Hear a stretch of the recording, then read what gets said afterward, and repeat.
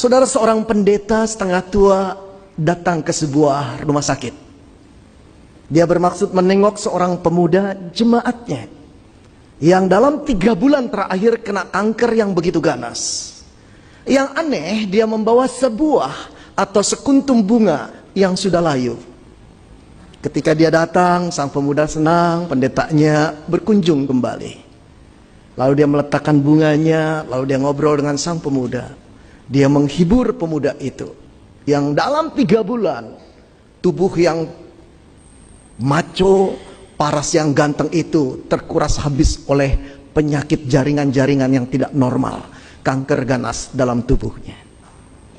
Saudara, berkali-kali sang pemuda berkata, "Pak Pendeta, kalau Tuhan menyembuhkan saya akan melayani Tuhan. Saya akan mempersembahkan tubuh saya untuk menjadi persembahan yang hidup bagi Tuhan." Sang pendeta tertawa, tersenyum, "Saya doakan, nak."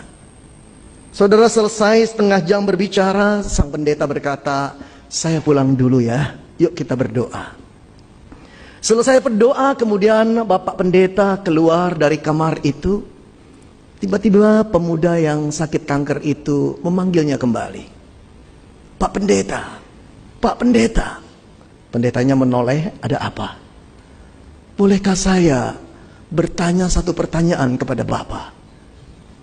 Pendetanya kembali lagi, "Mau tanya apa, nak?" "Dari Bapak Pendeta datang dari tadi, saya bingung. Kenapa kali ini Bapak datang membawa sekuntum bunga yang telah layu? Kenapa, Pak?" Pak Pendeta tersenyum, "Bolehkah saya duduk kembali?" "Oh, silakan, Pak," kata pemuda yang terbaring dengan sakit yang luar biasa pada stadium tingkat terakhir. Lalu pendeta itu menatap dia dan berkata, "Bolehkah aku berterus terang kepadamu, hai anak muda?" "Terus teranglah, Pak Pendeta. Jangan ada apa-apa di antara kita. Aku menyenangi keterus terangan Bapak." Lalu kemudian pendeta itu berkata, "Nak, ingatkah setahun yang lalu, waktu ibu pendeta mendekati kamu dan berkata, anak-anak remaja membutuhkan pembimbing kelompok kecil. Maukah engkau membimbingnya?" Engkau berkata, "Waduh, Bu Pendeta, saya masih sibuk kuliah." Setelah engkau masuk masa skripsi, ingatkah engkau teman-temanmu di pemuda berkata, "Jadilah ketua komisi pemuda, engkau yang paling berkarisma." Lalu engkau bilang apa? "Saya masih skripsi." Betul, itu yang kau katakan. Ingatkah engkau setengah tahun yang lalu ketika aku datang kepadamu dan berkata, "Pimpinlah kur di gereja kita yang dirigennya sudah pindah keluar kota. Engkau yang berbakat." Engkau bilang apa? "Sekarang saya sedang bekerja." Engkau selalu menolak, bukan? Tapi setelah engkau kena kanker, beberapa kali aku datang kepadamu, hai anak muda. Berkali-kali engkau berkata, "Pak Pendeta, tolong doakan saya. Kalau Tuhan menyembuhkan saya ingin mempersembahkan hidup saya kepada Tuhan." Hai anak muda, dengarkan aku. Engkau sedang memberikan Tuhan sekuntum bunga yang sudah layu. Apakah kau pikir Tuhan hanya layak menerima sekuntum bunga yang telah layu? Pemuda itu terdiam, dia tertunduk, dia menangis. Keras itu kalimat, tapi benar adanya. Benar adanya. Dia cuma berjanji kepada Tuhan kalau Tuhan menyembuhkan. Dia mau menjadi pelayan Tuhan. Dia mau melayani Tuhan, saudara. Tapi dia sedang memberikan tubuh yang sisa kepada Allah penciptanya. Pengemis-kah Allah? Pengamen di tengah jalankah Allah?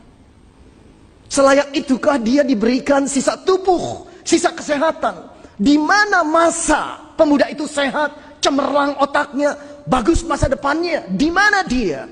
Dia sedang sibuk dengan ambisinya, cita-citanya, keinginan dirinya sendiri. Saudara, banyak orang Kristen seperti itu di hadapan Tuhan. Ketika mereka diminta melayani, nggak usah lah, janganlah, aku masih sibuk lah, nanti saja. Kapan nantinya? Kapan nantinya? Setelah alat pacu jantung masuk dalam tubuhmu, setelah selang-selang infus menusuk nadi-nadimu, kapan nantinya? Setelah kena stroke, lalu berkata, Tuhan pakailah aku Tuhan. Sekarang tinggal Tuhan berkata, nanti dulu. Kau kira aku hanya layak menerima barang bekas. Engkau sedang memberikan aku sekuntum bunga yang telah layu. Oh saudara yang dikasihi Tuhan, banyak orang Kristen di dunia ini adalah orang Kristen yang tidak tahu diri. Tidak tahu diri. Siapakah yang merajut kita di dalam kandungan ibu kita? Siapakah yang membesarkan kita ketika kita balita? Siapa yang selalu menjaga kita dari segala macam mara bahaya dan penyakit? Tuhan. Siapakah yang menuntun masa muda kita? Siapakah yang memberikan otak yang cemerlang, masa depan yang gemilang? Siapa? Allah. Siapakah yang menebus kita pada waktu kita hidup di dalam dosa? Allah. Lalu tidak layakkah Allah ketika dia meminta tubuhmu dan tubuhku untuk dipersembahkan kepadanya sebagai persembahan yang hidup, menjadi dupa yang harum bagi namanya? Tidak tahu diri, bukan? Kalau kita punya keperluan, kalau kita terdesak, kita menjerit kepada Allah. Kalau dia tidak mengabulkan, kita marah dan berkata, engkau Allah seperti apa? Aku tidak akan percaya kepadamu. Aku meminta, engkau tidak menjawab. Aku berdoa, engkau sembunyi. Kita tidak tahu yang kita ajak bicara, yang kita adalah pencipta. Satu tiupan nafasnya membuat jiwa kita bisa terbang melayang.